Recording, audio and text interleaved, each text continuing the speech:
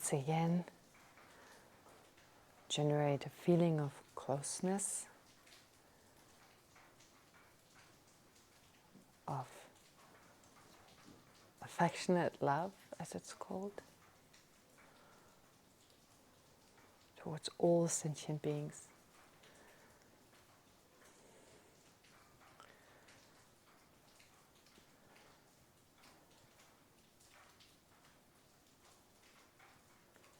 And based on that affection,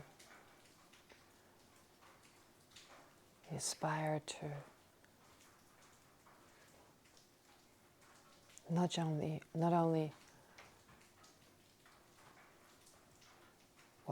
only wishing for all sentient beings to be free from suffering, but aspiring to protecting them from all their suffering and its causes.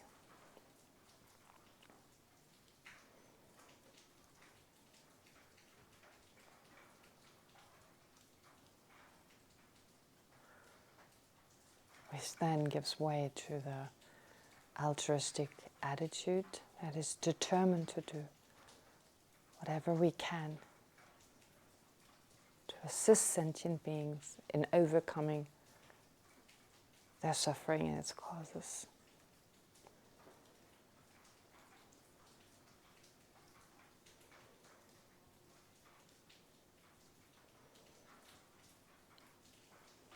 And to be able to accomplish that,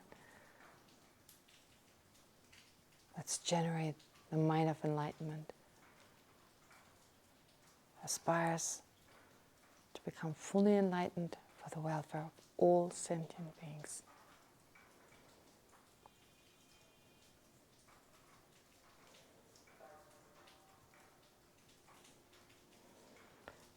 Which is also why we continue the study or conclude the study of the Heart Sutra.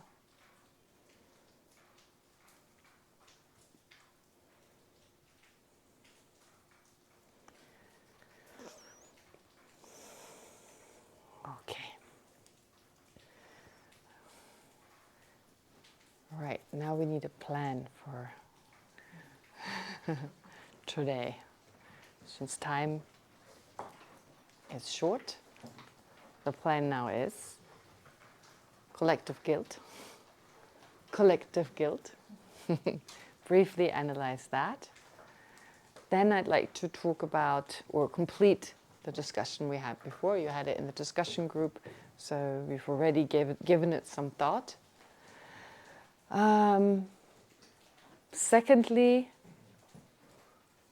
I want to hear which other emotion you talked about, other than, another extreme emotion that is not considered to be an afflictive emotion, but still seen as harmful. And then I'd like to talk about the Guru Puja, Lama Chopa, the puja tomorrow. No, tonight. Tonight. And then, of course, briefly about the precepts, the 8 Mahayana precepts. Then we'll finish the sutra. Maybe have time for question and answer. And if we don't finish the sutra, we can do it tomorrow morning. We've got the whole day for Tantra, so no worries. Okay, great. Now, what about collective guilt? Any thoughts on collective guilt? Anything that came up in the group? Yes? I think where we found, at least modern day collective guilt, Yes. is around socially constructed cultural guilt. Mm-hmm. And oh, Ben's fancy way of saying that. Yes. It's totally true. Yes, yes. And so Michael made one of the references to school, Mm-hmm. And we can look at this within relationships. Mm-hmm. And once again, Michael brought up another example of gift giving. Mm-hmm. I have to get my partner a gift, or I have to give this partner a gift, and it's not actually coming from a place of love.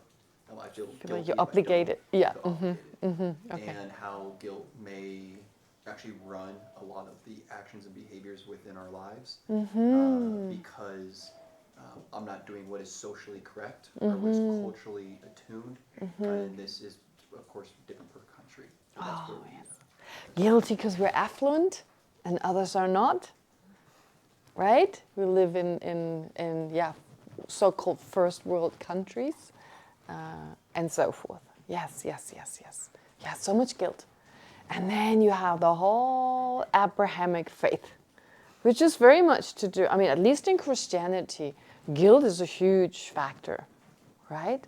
I think also in Judaism, of course, also the suffering of Jewish people. I've spoken to some people in Israel, talked about the importance of experiencing inner joy. And some person told me it's really difficult because there's a sense of how can I be joyful when my people are suffering. I remember that conversation with a lady, and I thought, oh yeah, of course. There's this guilt, and we have it also in other cultural contexts. How can I be happy when there's so much suffering? Okay. Then, of course, there's guilt in terms of what our government does. By association, we feel associating. I mean, in a way, we should all feel guilty for what Putin does, because he's a human, we are human. We're humans, right? By associations. He's a human. He's a member of the human family. We talked about the guilt in terms of the situation in Russia right now and the war that started. And in that context, therefore, we should all feel guilty as members of the human family, as His Holiness the Dalai Lama puts it, because it's a human being who's the perpetrator. But then her argument was, well, but we could have done something against Putin some years ago, when it became obvious what he was doing. And my argument was, well, we Germans could have done something. We took the gas and supported my own family used gas, I suppose, from Russia. And the money my family paid for possibly Putin's arms. So I'm just as responsible for this war. We are just as responsible, right? Snugly in the winter, keeping warm now, right? So, in a way, because we don't live independently, therefore, in a way, we can all say we're somehow, what is it we're eating? Do we know what we eat, what we drink, where the stuff comes from, right? Eating avocados, and which means in Chile they don't have enough, or in Peru they may not have enough water because of eating, and so forth. So, in a way, if we inform ourselves, we're also responsible indirectly for the suffering of sentient beings. And it's important to feel responsible and make informed decisions as much as we can, but not forgetting we live in samsara and it's never going to be perfect. You turn right, there's a problem. You turn left, there's a problem, right? And so we're trying to navigate to the best of our ability, in general, saying that in general.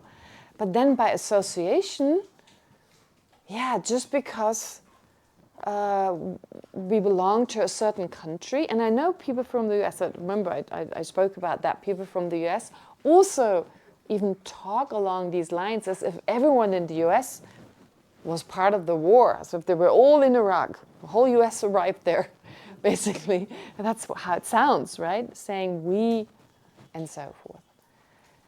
And actually, I think that's an extreme. I think to take responsibility is good, to see what can I do. But short-term harm, long-term benefit is also really important. Short-term harm, long-term benefit versus short-term benefit, long-term harm. And sometimes it's difficult to make a decision. But if that's our guideline, if you like, that's if we, based on this principle, make decisions, I think those are sensible decisions. For instance, short-term going onto the street and demonstrating, that is good. But if it means we're imprisoned for the rest of our life and never be able to demonstrate in any other way, maybe then not such an open protest, so that it's obvious who protested and we get imprisoned right away, we get arrested. Instead, find other ways, right? Find other ways to express our protest.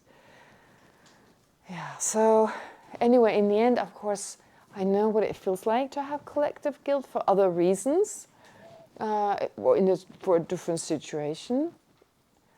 And it has also its advantages, of course. It has its advantages, especially for Germans, for those who have guilt, that they feel so, the mere thought it could happen again, there's much more of like, it shouldn't happen again. That's an advantage. But there are plenty of people who don't feel guilty, and there is a neo-Nazi movement that is, well, pretty strong, I'd say, right? In some areas. Oops, who's not afraid of spiders? Oh, there we go. Okay.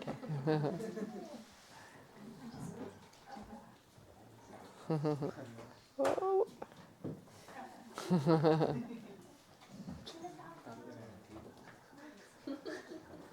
Oh, great. Well done. The Tibetans here, I always, when I'm walking, I see them just close to the door doing like something like this with their feet, like, and they are just following like behind an incense. Ah, yes. Go. Right. Yes. Okay, anyway, yes. So to recognize that, of course, it can have an advantage, but it leads to a lot of unhappiness. And also, if we feel guilty, then others may actually think we are guilty. And that leads to a greater divide. So in the case of Russians, I mean, to say, I've got nothing to do with this, I don't support the war, and instead of feeling guilty, then other people may think, well, you've got something to feel guilty. I don't think there's nothing you have to be guilty, because Russia is a wonderful country. It's got an amazing history, and there's a lot to feel proud about. And just because of what happened right now, anyone who makes you responsible is just plainly wrong, right? Just that's a thing. That's a problem in Germany, you know? It's like people were attacked when there were Russians. Come on, they're in Germany, man. Well, they're living there, so what's the... And that's terrible. And sometimes they felt like they had to defend themselves and took Putin's side because they were like, well, against us. Well, then I go back. And that didn't help anyone. So anyway, yeah, there's more to be discussed. Jack, of course, please. We talked about guilt, and I think that you have to peel it back. Nobody can get a positive from guilt. Only if you reframe it. Can regret you can deal with, but guilt is nothing but a negative feeling. Very good. Absolutely. Yes, you're right. Going back to the actual emotion, but then you don't even have guilt. What do you regret? Being Russian? You see what I'm saying? So in this case, it's even harder than making a mistake. So you're right. So taking guilt in the sense of saying, well, I feel guilty for what I've done to this other person. And then, as you say, it's absolutely right. Peel it back. Go back to good old regret, and let's make a change now. Right? Okay, I made a mistake. That lies in the past. All I can do is try and do it differently this time. And if it's too late, well, I just need to live with that. But the person I was in the past, I'm no longer now. So I think that's really important. That's a good point. Yes? Yeah, we also talked about feeling collective guilt for a previous injustice in a system that you're benefiting from. Yes. And how Okay. the guilt itself then makes it about you and your feelings rather than focusing on, okay, there's the injustice and there's a situation that needs to be changed, and again, how the regret is a different Okay, good. emotion. Very nice. Also Okay. how, certainly in Australia, there was a really strong, more conservative political discourse around not apologising for previous injustices for Indigenous people, because there was that sense of we didn't do it, it's not us, but also that fear of being found personally responsible for something and not being able to and it was all about the I and the me and the what's happening rather the actual people who are involved. Right. And so then you're stuck with your own neuroses or your own fears or your own negative feelings rather than actually maybe being able to generate compassion. That's a very good point. Obsessing about me, what I've done wrong, and it takes away all your energy to actually do something about it. You're also making a good point. Of course, when governments do certain things, when those things, if they're in the past, they happened in the past, or even if they happen now, and we benefit from them to a certain degree. I mean, we live in a certain country, connected to a certain government, and we may benefit from some of their wrong decisions, but to recognize that's just my situation, I can't change it. I mean, if I could leave the country, if I could change the past, but what happened, happened, and then move on. I think that's a good point. Yes. Okay, great. This is, I hope it helps. Okay, good. All right, good. All right, next one. What is another emotion that you could think of that is not considered to be an afflictive emotion? We have listed them a few times. We talked about them a few times. So can you think of any other emotion that may be extreme, other than extreme fear and guilt? Shame. Okay, shame. How would you define shame? We talked about body shame, for example.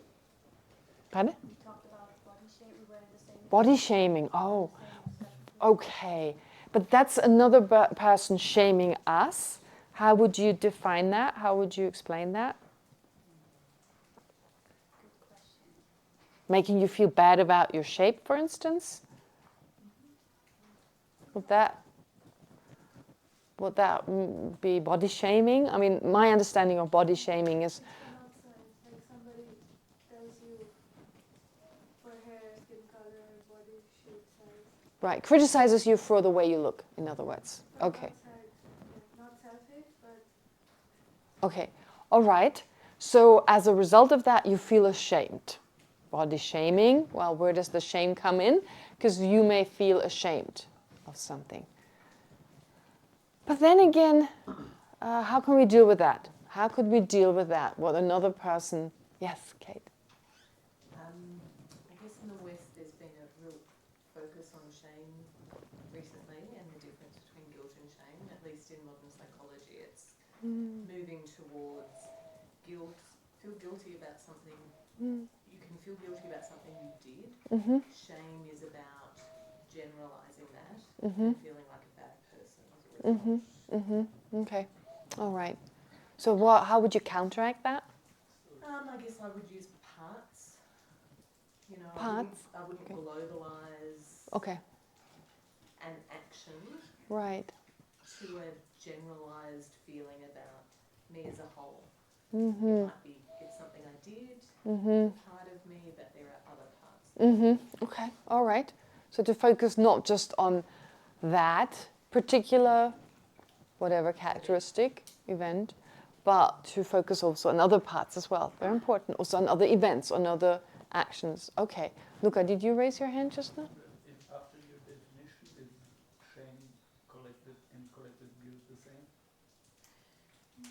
I haven't heard it discussed. Because you said Collective it's shame. not- If guilt is something we do ourselves, but if we don't do it ourselves and it's socially constructed, then it's like same like the collective guilt we talked about. That's the I think that to counteract shame, you have to empower yourself. You were talking not so long ago about how people used to shame, like spread guilt for having no hair as a woman. And I think this is a lot of women these days, from my generation, a little bit older, a little bit younger, are shaving their head to empower themselves. So to change the stigma that was around it. And I'm defined by my hair. But instead of just... Yeah, they just create a new definition by doing it, which is empowerment instead of... Okay, so empowerment in the sense that, well, because we consider hair to be so important for a woman to not have hair. I mean... Well, if you say that's what we do, but they are trying to change that statement. So Yes, it's not exactly. So anymore by cutting off, probably- right, by cutting it off, it's like I'm not defined by my hair. Yeah. Yeah, Exactly. that makes perfect sense. Yes, Nita. I don't know if I'm right, but I think I feel shame is more about how I I think other people think about me, and guilt is more What I've done. of what I think about myself, even if it's a collective or whatever. And in that way, I think to counter to the antidote for shame will be to to understand that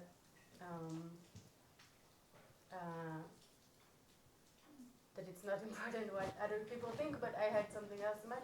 But then the guilt will be actually to do the opposite, like more of equanimity. So, okay, I get what you're saying. I feel ashamed because of other people, the way they may look at me, though it may not have anything to do with me, really.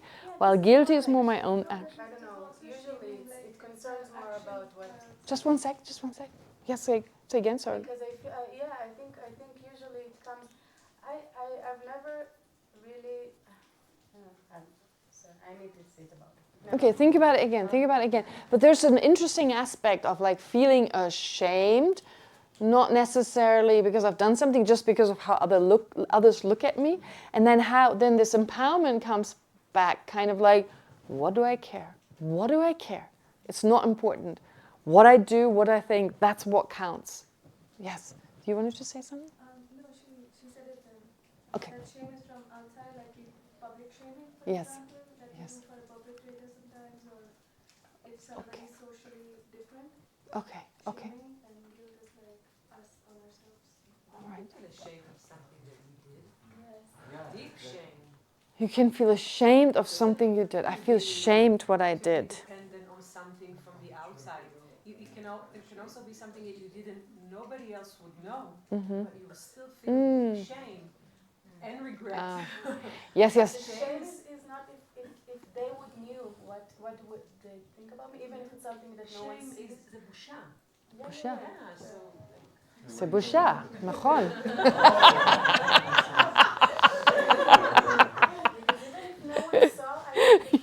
נכון. The feeling of shame is still would be like, if they saw me, what would they think? I can definitely think of times that I did something that I felt ashamed of and nobody else knew. But I still find it. I also felt regret, but like really, why did I choose to do that? Or why did I choose to say that? Nobody Knew about it. Oh, I can see that. This is how the Tibetans use the word as well, but in a slightly extreme way, that every time you do something wrong, there is shame. And since shame has that negative connotation, sometimes it's translated differently. But I know what you mean. Oh, I'm so ashamed. I'm glad no one knows. I did what I did. Yeah, okay, that makes sense. Yes, go ahead. But I think, like, through this analysis, maybe guilt, when you feel guilty, you feel that you have the feeling, but it's very related to what did you do, whatever you did, like what did you, what did you were doing. And shame, maybe you can feel shame, but it's how you see yourself. How you see yourself. Like it's something that you already put in there. Like when you feel guilty, I think it can be. I made a mistake. About what did you? Oh, I feel guilty. I feel very guilty. But the object is something that you did. And shame is more like the object is myself. Like with my, like the object is it's not the action. Okay, it's more like the way I look at myself, and if that doesn't fit. I'm looking at myself, and then I feel shame because I feel guilty or I did something. Okay, let's let's agree that we have a difficult time to define it. It's kind of a little bit like envy and jealousy that are used interchangeably, also feeling ashamed. But I hear what you're saying, and I think it's interesting, and all of what you said makes sense, but of course then there's like a slight contradiction when we agree to all of this. But yeah, anyway, so that's an interesting one, shame. What about another one? Is there any other emotion that you can think of? There's one more I've already mentioned. Yes, Mike? We also have depression / apathy. Oh yes, depression. Which Very then good. often leads to blaming, which is also another which is really close to shame and guilt. Like we blame others because you know it's just the easiest way to blame others, and we don't have to use any energy to get out of it. Right. It's a state of just being there and being miserable and saying, no one else can help me anymore. Right. Depression. Depression. Very good. That's another one. Loneliness. Loneliness, depression. Those are very negative emotions that can be very destructive. And how can we deal with depression? If it's not chemically, if it's not a chemical imbalance, right? If it's not caused by chemical imbalance, because there are different types. Like a purely mentally caused depression. How can we deal with that, Mike? I just think the root is that we think we can't do anything anymore. Okay. No one can help us. No one can help me. I can't do anything anymore. Okay. Is there also a part like only focusing on the negative and never focusing? Okay, so there's a way to, there's nothing we can do. Well, reflect on all our abilities and of course reflect on the positive sides of our life. Yes, loneliness. How can we deal with that? I addressed it a few days ago. I talked about it. Maybe realizing connection, connectedness. Our connectedness and feeling connected, not just realizing, but also feeling connected and not feeling others are really far away from me, but having a feeling of closeness. Then somehow everyone is a part of me, and if they have a good time without me, it's okay. I'm having a good time because they have a good time. I can be happy for their togetherness, right? It's easier said than done, but okay. Anyway, so these are some interesting thoughts, but let's go now into let's discuss now, the Guru Puja tonight, which takes us from where we're talking about now to somewhere totally different, because it's such an advanced practice, actually. But you may enjoy it for what it is. Yes? Does anyone know if Vinod okay? He hasn't showed up. He's okay. He's okay? All right, okay. Yes. Is your friend okay as well? Is she okay? Oh, I thought you knew. No, I didn't. She left. She left? Yes. She's okay though? Yes, she's okay. Okay, all right. No, I didn't know. Never mind. So, okay. So the point is the Guru Puja is a very advanced practice, extremely advanced. And actually, to do it properly, you need to not just have received an initiation, or tantric initiation, or tantric empowerment, but a highest yoga tantric empowerment. And the highest yoga tantric empowerment. But if you just participate tonight, don't worry about it. You can participate. You won't know which parts are really now, or well, there's one aspect that you're not supposed to do, but even if you do it, you're just not going to benefit from it in the full way. So to receive an empowerment, to receive an initiation, we'll speak more about it tomorrow, is just making your mind more receptive for a particular meditative practice. They talk about it, we receive the blessing, which is just another way of saying making your mind more receptive. Okay, for certain techniques. Anyway, with regard to this practice, so just the way, if you now participate in this practice, what is it? It is actually, as the name suggests, Guru Puja.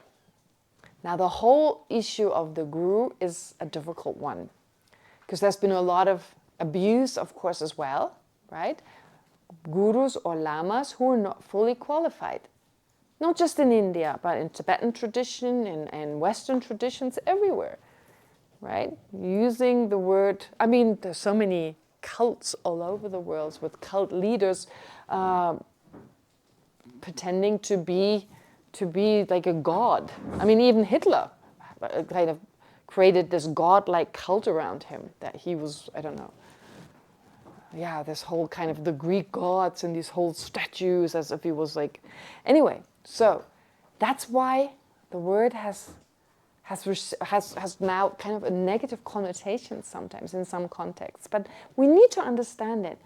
Why is there something so special about the guru? Because it's very powerful. It's like nuclear energy. If it's used in the right way, it's extremely beneficial, can be extremely beneficial. If it's used in a negative way, it can be very destructive. I mean, tantric practice is like that as well. It's very powerful. If used in the wrong way, it can be very destructive. If it's used in the right way, it can be very beneficial. That's why a lot of caution is taken when it comes to tantric practice. Now, with the guru, the danger is if it's not a fully qualified person. That's the problem. So it's our own personal responsibility if we look for a qualified master, someone who has realizations. Lama Tsongkhapa suggests to check this person for how long? 10 years. 10 years. We're in such a rush. If we give it 10 days, then that's a long time. No, I'm kidding. But 10 years seems awfully long.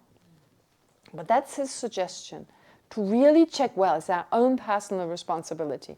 Is this person qualified? But then, if there's a qualified master, it's incredible. Because by just thinking of that person, you experience joy. I've talked about joy, the different levels of joy.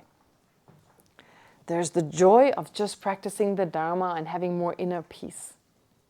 There's also the joy of meeting an inspirational person.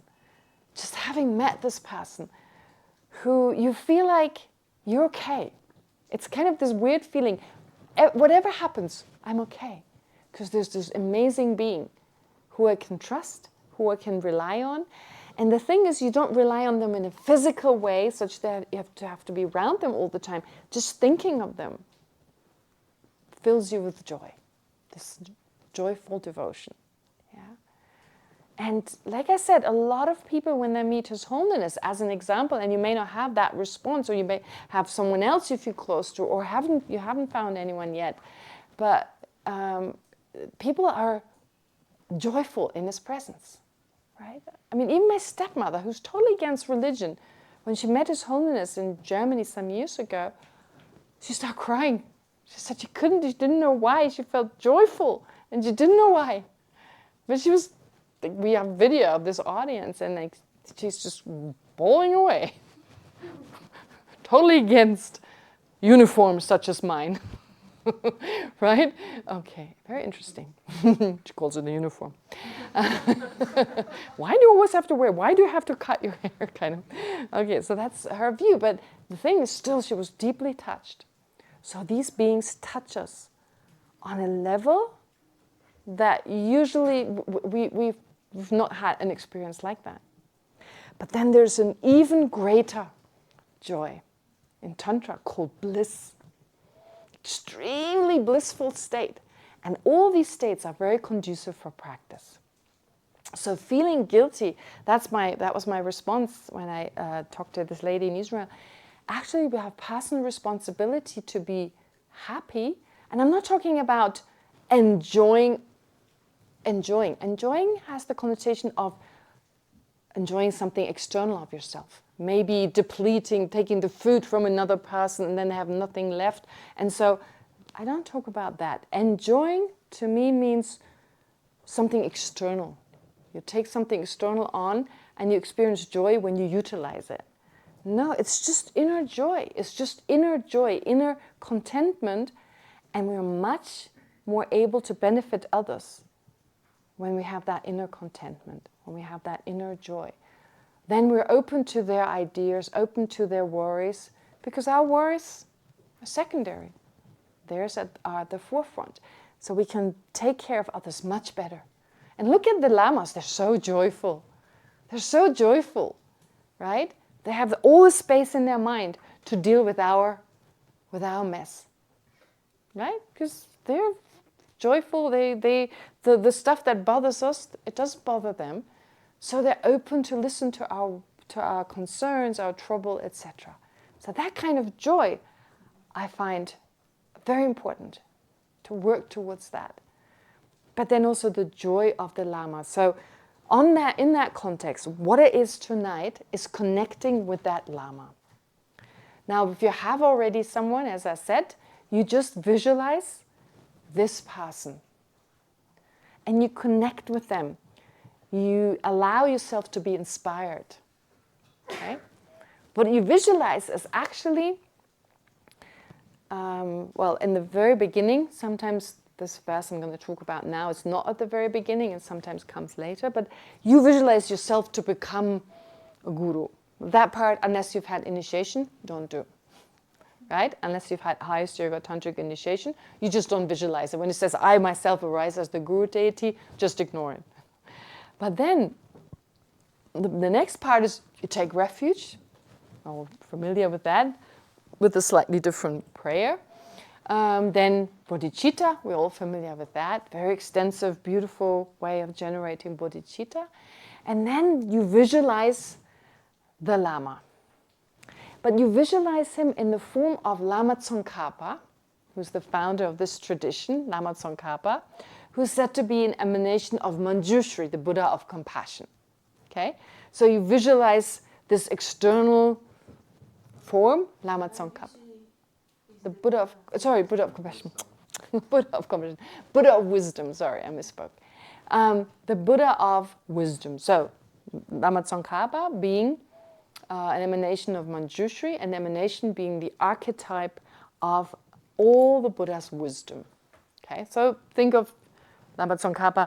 I mean, I remember in some of the teachings that I received on the Guru Puja, it's also sometimes said that maybe we should think of Lama Tsongkhapa first being an ordinary person and then becoming Manjushri, which may inspire us that we know we can also become like that.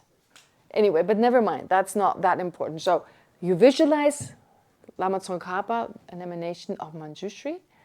That's the outer appearance.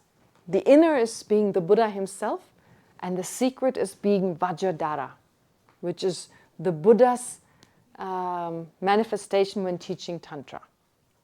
Okay? So you have those three, the outer, the inner, and the secret. Okay, but all of those are your Lama. All of those are your Lama. And you now visualize your Lama in the form of this being of Lama Tsongkhapa, the Buddha, and Vajradhara, all three of them. And if you have more than one Lama, they all become one in one person. Right? Now that sounds very confusing. Like, wow, the opposite of multiple personality. It's like everything merges into one. What? Totally overwhelming initially. But anyway, it's really that you visualize. What's most important is that your own master becomes a Buddha, has all these qualities. And even if your own master is not a Buddha, you receive the full benefit from an enlightened being through this master. Of course, that's why it's important to find someone who's qualified.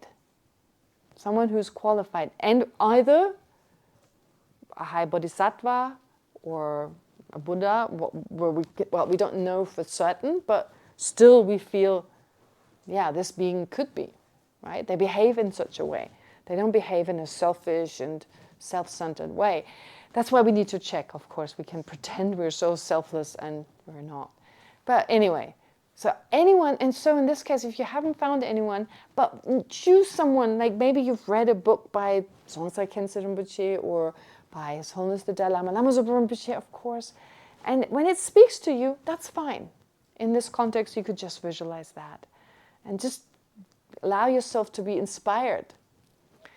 And then you visualize them being seated in a wonderful way. It's all very pure. And it's just, again, for our own mind it kind of reflects that purity of the Buddha, of the Lama. And once you've done that visualization, you engage in the practice that is called the 7 limbs. The 7-limb practice. The first is prostrating or paying homage. Prostrating doesn't literally have to mean that you prostrate, even that you visualize, but paying homage, opening yourself to their wisdom. That's why they say, I mean, to have a Lama, at least the Lama should have greater wisdom than ourselves. So then we can learn from them, of course. So try not to take an ordinary person. Anyway, so then you make offerings. Make offerings, like you make offerings, you visualize, you give them the most beautiful things, right? So the traditional offerings that you find on an altar, they're usually 8, with one of them not being depicted. So 7 are displayed, but there are actually 8. Some of them are typical for when you, in India, traditionally, you invite a guest. And then, well, you offer water, drinking water, water for washing their feet, some flowers, maybe a flower garland, some incense, right? Some incense, light. Well, actually, yes, so incense and light. You know, sometimes when a guest comes, there's incense and light, and you put a flower garland around their neck. Fragrance, I don't know whether you put perfume on them, but you do. Or maybe you put some fragrance on them. You offer them food and music. Yeah, so it's really all 8 of them. That's how you would welcome a guest in that way. So they're symbolic. You offer the most beautiful objects to them, like welcoming them. And you make other offerings of the most beautiful objects. And then right in front of them, you remember all your harmful actions. It's called confession, but it's not like you need to talk about your negativities in the kind of Christian Catholic way of confession, but rather have a sense, I've done things in the past. Some I remember, some I don't. I'm not proud of them. I regret them. No guilt, just regret. And I try harder to not engage in them again. Right? That's regret. That is confession based on regret. The next is to rejoice in the qualities of this Lama, but also in the qualities, your own achievements, and those of all others. So all virtue, all positive actions accumulated by just about everyone, to rejoice in them. Then you ask the Lama, who of course incorporates or who symbolizes the Buddha, Manjushri, Lama Tsongkhapa, Vajradhara, and basically all Buddhas and Bodhisattvas when it comes down to it, you ask them to turn the wheel of Dharma, to teach, to continue to teach through their example and through their words, to be around, to inspire us. Then you ask them to live long, to not pass into what's called nirvana, which is just another way of saying to not pass away, and you dedicate. So having done the visualization, then this practice, it just leads you closer to this being. That is followed by some requests and some praises, right?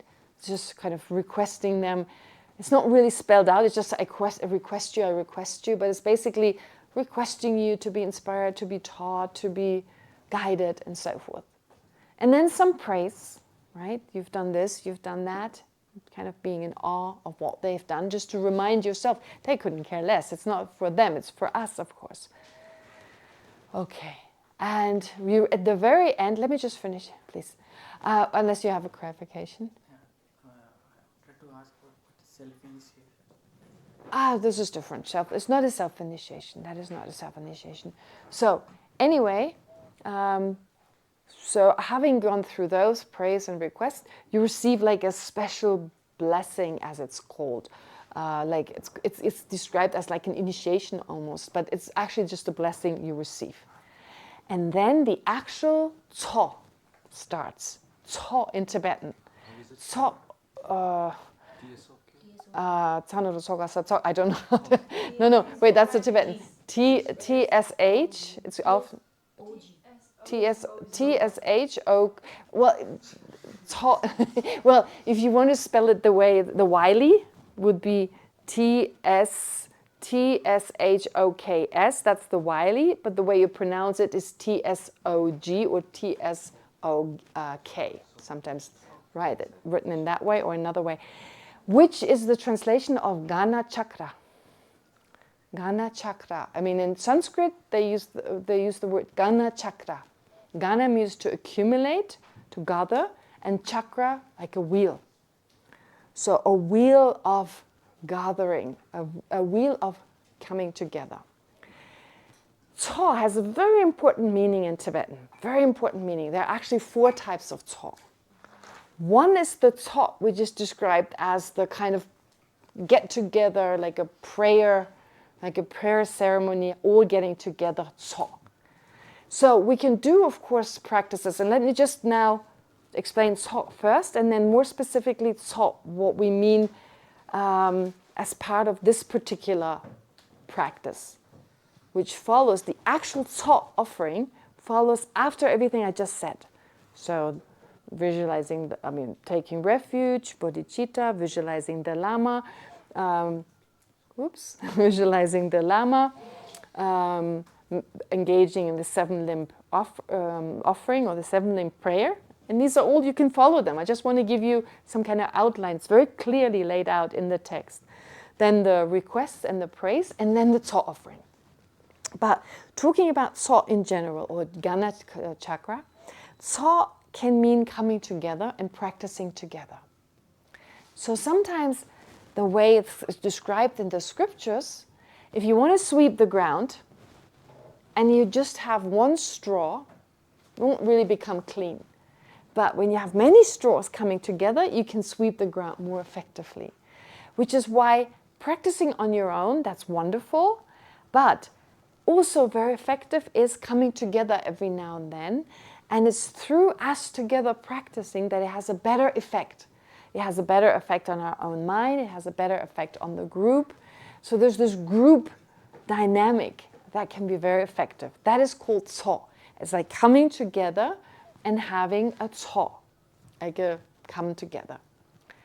Tso can also mean a gathering of many different great beings, like dakas and dakinis as they're called, like enlightened beings coming together to benefit us. So we visualize the Buddha in the space in front of us, but what I haven't mentioned, I actually forgot, that you visualize the Buddha, that you visualize Lama Tsongkhapa and Manjushri and so forth, all surrounded by what's called a merit field. You visualize him surrounded by all these amazing beings. So in your mind, first of all, you get together as to the first meaning of tso. Secondly, as part of your visualization, you visualize all these great beings coming together there as well. You may even visualize everyone is actually this great being, is a daka, dakini, or hero, or heroine, as you would call them in English. Skywalker, yes, for dakinis, but really sometimes heroes and heroines is a good word. So great practitioners who assist us, especially on the tantric level, in our efforts. Okay, so tso, we all get together. Tso as in the great beings get together as well. The third tso, the third tso is offering the most beautiful objects, bringing those together. Offering the most beautiful objects. So you make this offering to the guru. And the best offering is the offering of emptiness and bliss. Bliss and emptiness. Okay? Bliss and emptiness. So you visualize these objects that are being offered, being symbolic. It's like a feast, right? The food is symbolic. So when you take method and wisdom, the food is symbolic for method. No, yes, the food is symbolic, symbolizes method, and the drink, emptiness, wisdom, right? So food and drink. What you'll also notice, but it probably won't get to you, are 2 little bowls of bala and mandana. Bala is meat, mandana is wine or alcohol. Whoa. Oh my gosh, meat and alcohol. Okay, that is symbolic. It has this symbolic of emptiness and great bliss, but it also means the following. Sometimes meat stands for aggression. Alcohol stands for desire, afflicted desire. So Tantra can transform aggression or anger into wrathful compassion. And desire is also transformed. The energy of desire is also transformed into the path.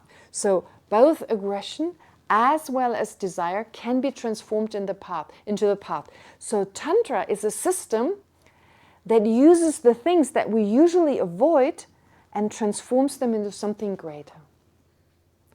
But I guess it's obvious that only when you're qualified can you utilize ordinary flaws, such as anger and attachment, or anger and desire, into Tantra. Therefore, it's important to be careful about that. Don't even tell me what's behind me. And don't make a disgusted face. Oh, it's that close. Okay. That's the worst, when people go, oh!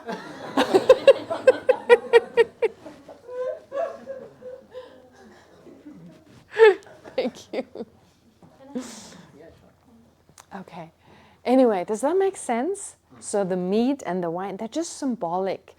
And those who've taken highest yoga tantric initiation, they may take a little bit. A lot of people just don't actually touch it. They don't touch the meat. It's more symbolic. Okay. The meat is on the right, the alcohol on the left. And they're also symbolic for method and wisdom. Okay? So it's a lot of symbolism. And what it also symbolizes is taking something that's considered impure, such as meat and alcohol, to transform it into something pure. Does that make sense? Is meat wisdom? Meat, probably meat is wisdom. No, meat is probably method, and alcohol wisdom, because of right and left. But I'm not 100% certain. I think that's what I seem to remember. And everyone gives it a slightly different symbolism, so that makes it more confusing about the anger and the attachment. But the point is, you use these symbols, taking the ordinary life, even that which is considered impure, even anger and desire, all that is transformed in tantric practice, if a person is ready to do so, right? But just for you to be aware, I talked about the meat and the alcohol, because otherwise people go, what is happening here? They're passing out alcohol and meat. No, it's totally symbolic. Okay? All right. And then, of course, what else happens? So you make the offering to, oftentimes if there's a lama present, the lama the offering goes to the lama, but it's really a visualization, of course. It's offered towards the lama. And there's this whole kind of longish part, and you can read it's about the heroes and dakinis and so forth, and it's like bliss and emptiness are involved. And unless you really have a tantric background, there's no point in talking about it. But this is the most important part. So that takes us, this is the tso, like the feast basically, right? The feast that is offered, food and drink, which again is symbolic, but you can of course also enjoy. It's now it has been consecrated, so it's special. And that takes us to the last tso, which is the fourth meaning of tso, which is accumulation of merit and wisdom. You accumulate. So it has the meaning of accumulation. So the word tso is used in those four ways. That has those four meanings. And what you do is also, if you have already a connection to that being and you've had tantric initiations, you have certain commitments that bind you to that person, that bring you closer to that being, to their mind, really. So you learn, you connect with their mind and are inspired by that.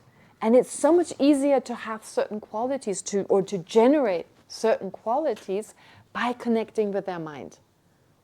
Right? You're so inspired by them, you connect, as I said, to their mind. It's not a physical connection, but a mental connection.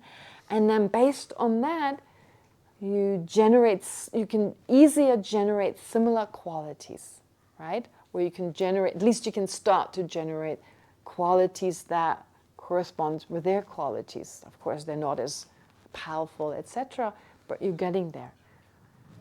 On a tantric level, of course, you need the guidance of a fully qualified master. But here in this context, it's mainly connecting to the person and generating that joy. That joy, and if you can, even bliss. And the importance of bliss, we'll discuss it tomorrow. Bliss in the tantric context. Okay. And then at the very end, you recite what's called the Lamrim prayer. After the actual Tso offering is completed, you do the Lamrim prayer. Actually, the order should be the other way around. Usually we think of the Lamrim first and then the tantric practice. But here it's like they're not separate. First you make the offerings. Of course you bring you offer this feast to the Lama, and of course everyone else in the room is also enjoying this feast. And then of course you're reminded of the Lamrim, of the path to enlightenment. And it has the sutric aspect and the tantric aspect as well. So in that way, this practice, what it also does, it combines the three major tantric practices in the Gelugpa tradition.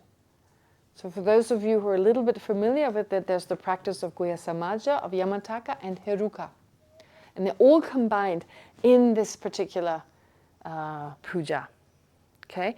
I don't want to say more about it. They're Buddha figures associated with certain tantric techniques that if you do these practices, you're introduced to them. Different from each other, but very effective. And when you engage in the practice of Guru Puja, in a way you're combining the three main tantric practices of the highest yoga tantra practices in the Gelugpa tradition. So the three major highest yoga tantric practices you bring together. But this is just for those, as I said, who are actually doing the practice once they received initiation. Yeah, so you ended with the Lamrim prayer all the way to Tantra. It takes you through all the stages we need to practice. It takes us through bodhicitta, wisdom, and then eventually Tantra as well. And you finish with some dedication. Okay, so for those of you who are not familiar with it, what the heck, some nice chanting. It's kind of nice to hear the different tunes, beautiful tunes. They're beautiful, beautiful tunes. But it's not just that, it's the getting together, everyone, eating together. Well, no, but mainly the visualization, of course, of the Lama. It's like in the old days in India, there were like more like feasts. It wasn't as ritualistic as it is now, not as specifically. And it makes sense that in a lot of cultures, coming together, eating and drinking is considered to be really important, even on a spiritual level. But here it's taken to an even higher level from the point of view of tantric practice and, of course, connecting with your Lama. By way of visualizing the Lama to be a Buddha, to be an emanation of all the Buddhas, and receiving the benefits of all the Buddha through the Lama. Receiving the benefits of all the Buddhas, of all the Bodhisattvas, through the Lama. Okay? So being inspired, if you just visualize, because what happens for you is that the Dharma becomes alive. I had a very interesting experience after I finished my studies, after I got the Geshe degree. I always had this connection to Lama Zopa Rinpoche. When I first met him, very special encounter where he really manifested his clairvoyance. But then I was studying, I was quite busy, I didn't, meet Rinpoche. He didn't come for the longest time. He wasn't here, and when he was here, I always missed it. And then he came shortly after I got the degree. And Kumben told me, Rinpoche asked. And I was like, oh my God, I need to see Rinpoche, I need to see Rinpoche. So I went to see Rinpoche, I had an audience with him. And he gave me, some teaching. The point is, suddenly I realized Lama Zopa Rinpoche is an embodiment of the teachings. Of course, with His Holiness, that is true as well, but His Holiness, you can't spend that close. I mean, you have audiences, but it's not like you come here and Rinpoche is here and there, and then he gives a talk, and they drink tea. There's presence, and there's constant Rinpoche being around here. His Holiness isn't this type of Lama, can't be that type of Lama. Whereas Lama Zopa Rinpoche was like present, was right there. And it was only a few days that I met Rinpoche, and then he was gone, but that was enough for me. And it was for me like, he lives everything that I studied. And it took on a totally different meaning. There it is. It's not theory. I mean, I didn't think it was theory as such, but to have everything manifested in one person, that's quite different. And that's what he conveyed. Everything. There were the walking sutras and tantras, right? I can't put it, and there was the most inspiring thing. It's incredible. So Lama Zopa Rinpoche considered Guru Yoga to be so important, not because he wanted to be revered. He couldn't have cared less. But he knows about how the Guru brings everything, brings vitality to it, makes it alive, in other words. Everything that's theory, wow, you know it's possible. You know, I can do this. I can do it because you see it lived in that person. Everything becomes alive. I don't know how else to express it. It makes so much sense when you perceive someone, when you encounter someone like Lama Zopa Rinpoche. And it was just that short time. I didn't need more than that. It was fine. I was satisfied, you know. It was like all that I needed. So the point being that through this person who is alive, and through this person visualizing that they're of one entity with all the Buddhas and Bodhisattvas, all those two-dimensional tankas and, three-dimensional statues, they become alive. They're real beings. They're real manifestations of love and compassion and all that. And there's nothing more inspirational, nothing more in the sense that we know we can practice it ourselves, right? They make that special connection. Yeah, that's the only way I can put it. But the thing is, it's not just that, but it's this deep joy that all our troubles are gone in that moment. Like when Lama Zopa Rinpoche was here, all these troubles seemed just childish. They came back. No worries, they came back. Of course they came back when I went back into that ordinary state of mind that I'm so used to. But that is what the Lama does. The Lama helps you to generate a state of mind that for some time gives you a taste of it. And everything, I was on a different plane. I was in a pure land. I don't know how to put it. Everything was different. Wow, I couldn't wait to wake up. I couldn't wait to see. I don't know how to put it. So this is true for everyone. If you allow yourself, if you open yourself to that, you have the same experience. Others have greater experience than what I just tell you. I mean, I'm not open enough for that. Others have greater experiences than those. But the point is, it touches you on a different level.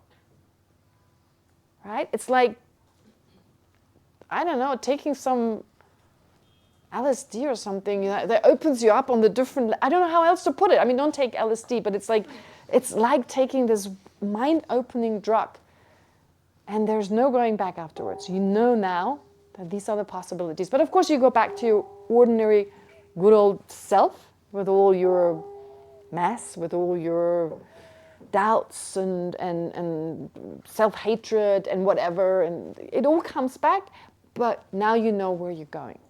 And you reconnect with this being, and you can, even in such a puja, bring back that joy and that deep sense of trust and kind of access, yes, I don't know how to put it, you're not accessing your Buddha nature as such, but you're accessing something deeper that goes beyond your ordinary. And Tantra is all about that anyway, to letting go of our ordinary limiting perception, right? By just visualizing this pure situation already, which it actually is. For a Buddha, all this is pure. You all are pure. Every word that's spoken is pure, because by its very nature it is. But we see it as limited. It's because we look at ourselves as a limited person, we project that on anyone else. Right? Our limitations we project on anyone else. Yeah. My sister did that once. In a way, she's not going to listen to this, so no worries. In a way, I thought that was so interesting. When my father met His Holiness in Germany, actually I had an audience mainly for my father, and His Holiness gave him the most amazing audience. After that, I thought if I die now, it's okay. For my dad, it was incredible what His Holiness did for my dad. So it was my stepmom, my mom, my dad, and me. And we had this audience when His Holiness came to Germany in 2014. And then afterwards, we took a picture together. So amazing. My dad, his reaction was incredible. He was not a Buddhist.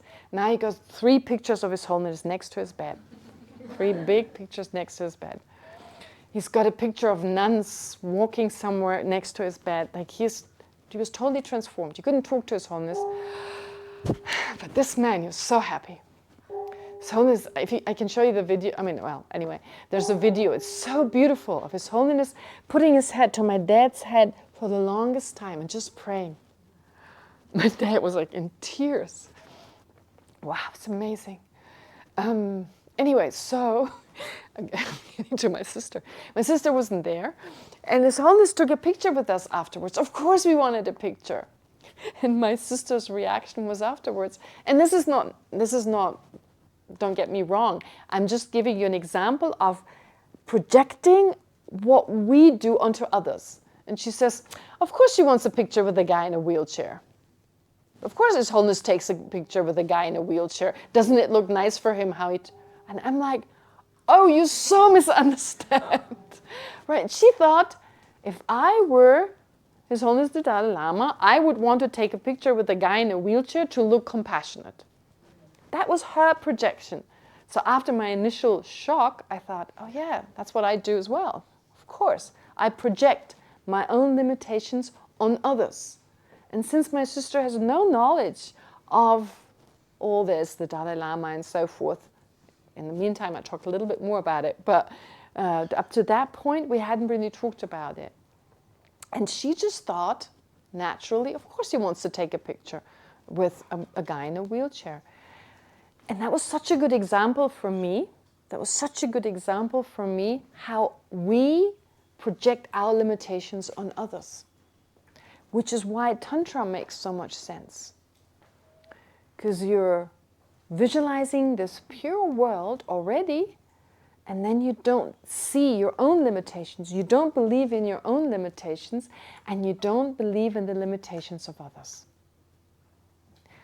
It's dangerous, because you can overdo it and believe you're really special and so forth. No, without going into that extreme, but understanding that we limit ourselves.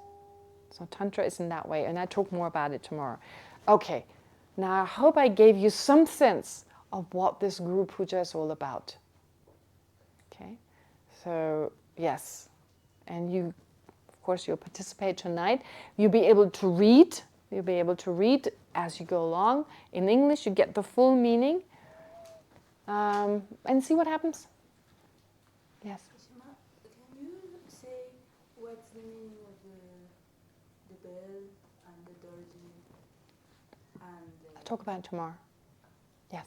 You mean the meaning of the dorje and the bell, right? Yeah, it's because we are going out. And Yes. Okay. Those are said to be the sounds of the celestial drums and so forth.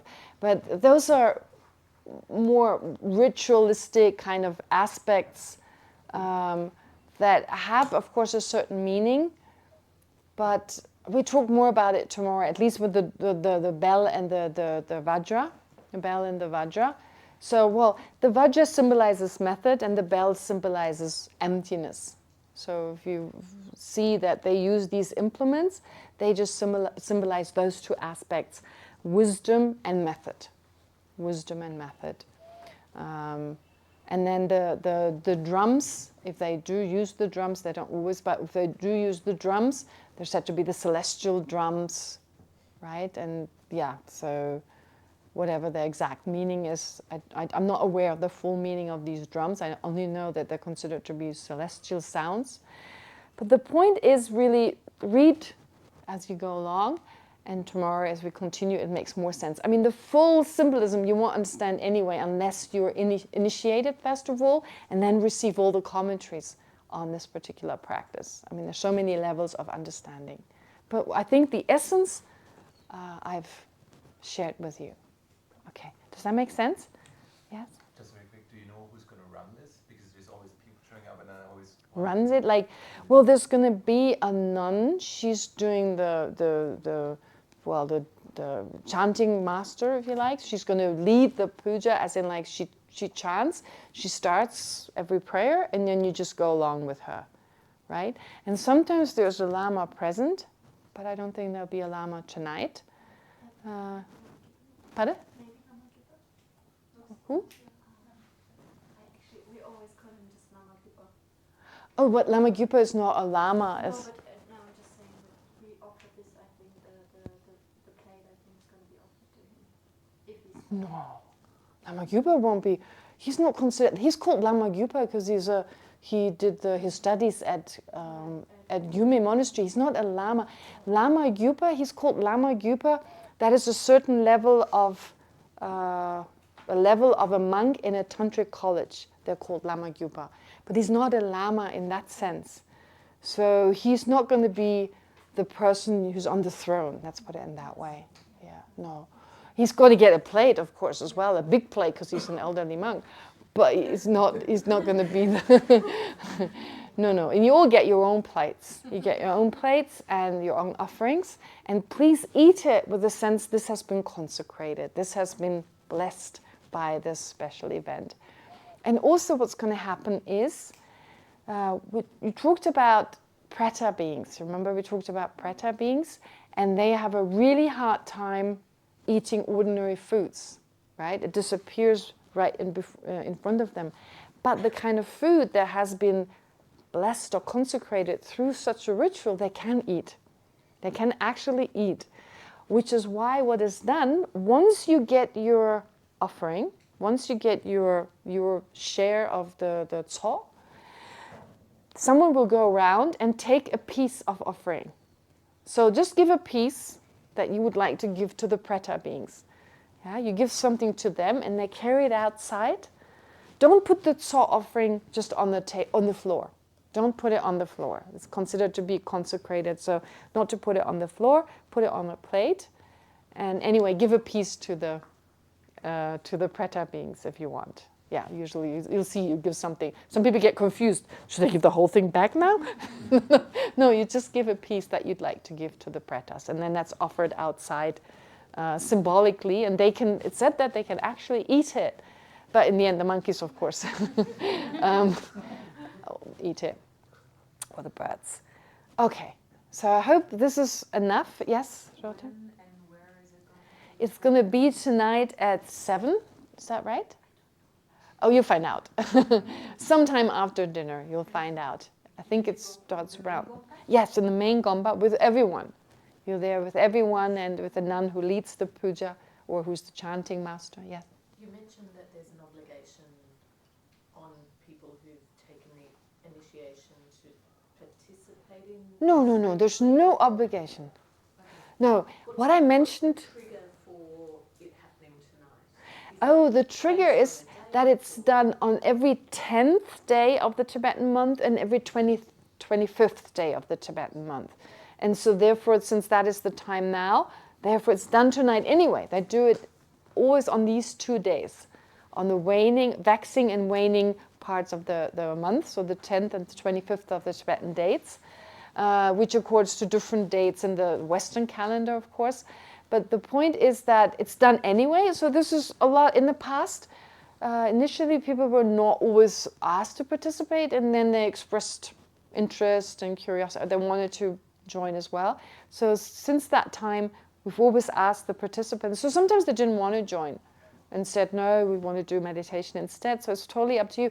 But since yesterday you decided you wanted to, or this morning you decided you wanted to, I thought to explain it to you, and you can now, you're not obligated to join anyway. I mean, if you want to just be a participant, maybe just see it. It's nice, it sounds good. If nothing, it's just like a nice concert or something. I mean, the chants and the tunes, they're really nice, actually, yeah. And the meaning is quite nice as well. I think we went to the Medicine Buddha Puja? and Oh. it looks like it's gonna be there. Yeah. It looks like the puja is gonna be there. Like Oh, it's possible. already like, yeah, there is a good. Ah, so it's maybe over there. I don't know. Maybe you could just find out. Just ask Kunpen. I'm not sure if it's in the main compa because maybe the intercourse people might not. Or maybe they won't join. Oh, it's possible they decided they didn't want to join. And so also, if you're too new to it, it may just be overwhelming, which means that they may not ask those courses. But anyway, so the point is you get some sense of what's going on. Please follow it and enjoy. Right? At least you get some sweets and some tea. But of course, if you can drink it with the right kind of attitude, visualize method and wisdom, that may be a good way to go about it. Okay, and then the precepts tomorrow. Taking the precepts. And again, no one is obligated to do it. Oh, the one part I said, those who are initiated, they can visualize themselves in the beginning also as a Buddha figure. You see it. So if you haven't received highest yoga tantric initiations or a highest yoga tantric initiation, then don't visualize yourself. Other than that, the rest is the same for everyone. Okay, and don't take the meat and the alcohol. Yes. Yes. Ich habe gerade eine Nachricht bekommen von Kunpen. Yes. Yeah. Dass die um 6:30 Uhr in der Medicine Buddha 6:30 Uhr Medicine Buddha. Und auch wer das normalerweise spendieren wollen würde als Offering für die Großmutter, kann das mir geben. Okay. Und dann, ich habe gerade kein Envelope, das werde ich gleich machen. All right, so Kunpen is saying at 6:30 the puja will start exactly as you said at the Medicine Gompa, at the Medicine Buddha Gompa, and you can make a contribution if you like. Make a little offering. It's said to be more beneficial if you just make, like, I don't know, give whatever you'd like to give. It's not about the amount, it's also bringing something in from your side. Does that make sense? You could give some money to her if you want to. You're not obligated. It's just something that's traditionally done. You can contribute. Sometimes people just buy things and bring it when there's like it, but you can't do that. So when there's a puja in the temple, people bring, I don't know, a bag of milk or some butter or whatever just to contribute. But again, you don't have to do that, and the amount doesn't matter. It's just, yeah. Anyway, so that's the last thing we heard from Kunpen. And then there are the precepts tomorrow. Okay, you want to take a break? Should we take a break? Yes? Let's take a break. Okay, 15 minutes.